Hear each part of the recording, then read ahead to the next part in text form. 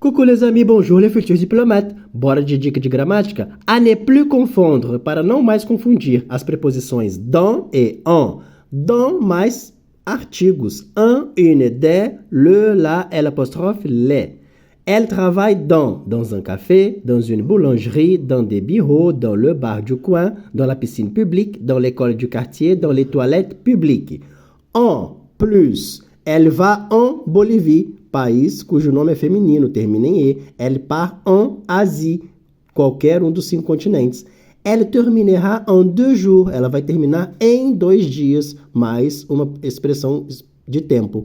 En plus, en ce moment, neste momento. En plus, en ce que concerne, no que diz respeito. E en plus, verbo terminando em ANT, que vai dar o nosso gerúndio. En finissant, elle est partie. Terminando, ela se foi. Fiquem atentos para mais dicas. Bisous!